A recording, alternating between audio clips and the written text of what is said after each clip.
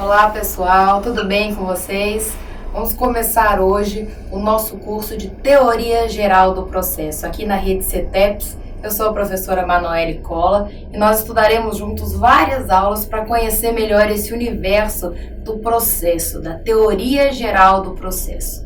Então, na sua apostila, você vai acompanhar a aula de hoje, olha aí no seu slide, na sua apostila, na página 5. É lá que você vai encontrar conteúdo complementar, novamente as pontuações que nós faremos nessa aula. E hoje o tema desta aula é Fundamentos de Direito Processual. Então acompanhe comigo. Primeira coisa que a gente quer saber quando escuta falar em teoria geral do processo. O que é processo? O que é processo como palavra? Processo no mundo, não só jurídico. Processo é tudo aquilo que compõe etapas, aquilo que tem um começo, um desenvolvimento e um fim, que se utiliza de um método que você precisa cumprir para chegar no seu objetivo. Se você for fazer um bolo, existe um processo para que ele não desande, para que cresça, para que fique bom, para que fique apresentável. Então, processo é usado, esse termo, para todas as coisas na nossa vida. Existe um processo para que você faça um tratamento médico. Existe um processo para a sua formação. E no direito? O que é o processo no mundo jurídico? Processo são todas aquelas etapas, todos os procedimentos utilizados para que, ao final, eu tenha uma decisão em um problema, em uma lide, em um conflito entre pessoas. E que essa decisão, depois de cumpridas todas essas etapas do processo, seja o mais justa possível, o mais equilibrada possível. Que eu tenha entregue para o jurisdicionado, para o cidadão que trouxe um problema para o judiciário, aquela solução mais adequada. Isso é processo no meio jurídico. E no âmbito jurídico, nós precisamos conhecer também o direito processual. Se nós sabemos o que é processo, direito processual é aquela ciência, é aquela fatia do direito que se preocupa em estudar o processo. Como evoluir o conceito? Como aplicar o conceito? Como compreender e interpretar as normas de processo? Então, é essa atenção que o direito processual dedica nos seus estudos. Lembrando que nós estamos estudando teoria geral do processo. Então, essa é a nossa preocupação. Compreender os processos, compreender os procedimentos, para que, ao final, o objetivo do legislador, quando criou a norma, seja alcançado. O objetivo social da norma seja alcançado. Jurisdição. Mais uma palavrinha que vocês vão ouvir muito falar. Nós temos uma aula só para tratar de jurisdição, mas desde já nós precisamos compreender. Jurisdição é o poder e também o dever do Estado de solucionar aqueles conflitos, as demandas, os problemas que nós, cidadãos, colocamos na mão do judiciário. Quando eu tenho um problema e eu preciso me socorrer do judiciário, eu preciso que ele me auxilie, eu estou me utilizando da jurisdição. Eu sou o jurisdicionado e o Estado é aquele que detém o poder de decidir, de substituir aquilo que eu não consegui fazer com a outra pessoa, com a outra empresa, eu não dei conta de resolver sozinho. Isso é jurisdição. Ela é do Estado. O Estado detém todo o monopólio sobre ela. E quando nós falamos em processo, estamos falando do exercício da jurisdição dentro do Poder Judiciário. Está me acompanhando? Então vamos visualizar isso de uma forma mais concreta. Como que eu começo um processo? Qual é a primeira coisa que eu faço quando alguém diz, vou processar alguém, vou entrar com processo, essa empresa me sacaneou, eu vou processá-la? Primeira coisa que eu preciso fazer, contratar um advogado, procurar a defensoria pública, ir pessoalmente até o juizado especial, dependendo da causa, Você toma esse primeiro impulso. Mas qual é o primeiro documento? Aquilo que oficialmente você sente que deu início a um processo. É a petição inicial. Sem a petição inicial, nada acontece. Então, olha aí no seu quadrinho, no slide, o primeiro quadradinho está tratando da petição inicial. Feita a petição inicial, segunda coisa que vai acontecer: conciliação ou mediação.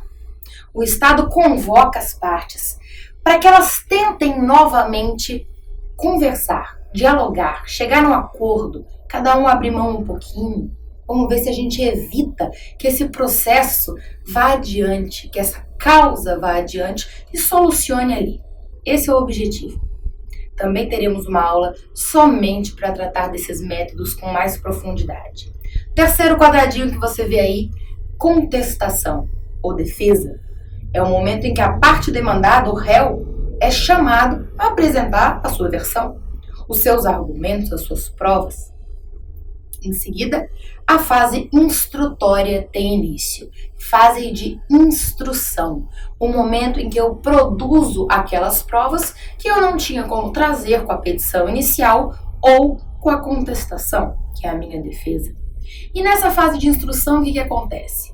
Faz-se perícias, ouve-se testemunhas, colhe-se o depoimento pessoal das partes, é possível ouvir o perito, tudo aquilo que você não consegue trazer como documento na petição inicial, você produz na fase instrutória.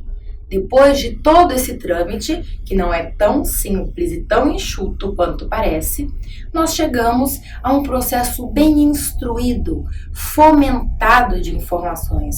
E o juiz, que representa ali o órgão jurisdicional que dará a decisão, ele vai estar com um calhamaço de informações, alimentado de assuntos que ele antes não conhecia. Porque ele não pode te conhecer. Ele não pode conhecer o seu processo, a sua causa. Ele não pode. Ele precisa ser imparcial. Então, quando você chega no judiciário, o juiz não sabe nada do que aconteceu com você, nem com a outra parte que você está demandando. Esse é o ideal, esse é o correto, esse é o exigido pela lei e pela Constituição Federal. Então, esse juiz, ao longo do processo, foi informado do que estava acontecendo. Você apresentou suas provas, eu apresentei as minhas. Foi feita uma perícia, foi ouvida uma testemunha. Agora o juiz está pronto. Agora ele consegue aplicar a lei ao caso concreto. E então, ele decide. Ele decide por nós, que não demos conta de solucionar isso extrajudicialmente. Compreende? Esse é o trâmite de um processo. Ah, professora, mas e os recursos? Os recursos também existem e fazem parte do processo, dos procedimentos que nós aplicamos. A diferença é que eu posso pegar a sentença e ficar satisfeita. Entender que tudo bem, que acaba ali, que eu não tenho motivos para recorrer, que o direito foi bem aplicado, que o juiz entendeu adequadamente as provas, o meu processo pode acabar aqui. Se eu achar que não, que eu tenho motivos, tenho fundamentos para recurso, aí eu recorro, certo? Então, leia lá no seu slide. Processo é método. Processo é o método, é o andamento para exercício da jurisdição. Tranquilo até aqui? Sobre o pensamento jurídico contemporâneo, ainda dentro desses fundamentos iniciais, esse gostinho que nós estamos tendo da teoria geral do processo, nós temos algumas coisas a pontuar. Primeira delas, Constituição Federal. Todos nós ouvimos falar que a Constituição é a norma máxima. Numa pirâmide, se nós pudéssemos colocar em uma pirâmide, em uma escadinha, todas as normas e leis que nós temos num país, a Constituição está lá em cima. É a mais importante. Nenhuma das normas que se seguem podem estar em confronto com a Constituição. Por que nós estamos falando da Constituição agora? Porque o novo processo, essa visão contemporânea de processo, deixou de ver a Constituição como algo simplesmente basilar. Não é só aquela que dá sustentação, não é só aquela que orienta. A Constituição é norma. Vocês vão pegar processos, vão analisar processos, pareceres, e vão ver que os artigos da Constituição são utilizados como norma. Você menciona o artigo 5º da Constituição e exige que ele seja cumprido. Assim como você mencionou, 87 do Código de Processo Civil, do Código Penal, Constituição é norma. Tá? Segundo o pensamento jurídico contemporâneo, eficácia dos princípios. Eficácia normativa dos princípios. Princípio também não é mais só aquilo que dava um embasamento ou era utilizado por causa da falta da norma. Princípio é norma, usado assim como a Constituição, como as leis federais, como as leis estaduais, como fundamento dos nossos pedidos para aplicação do direito, certo? Nosso terceiro item, qual que é o objetivo, qual é a função da atividade jurisdicional? O que o Estado quer enquanto detentor dessa atividade jurisdicional? Ele precisa pegar o seu caso concreto, o problema de uma sociedade, de duas pessoas, de uma empresa, de um consumidor, pegar este caso concreto e aplicar a norma na prática.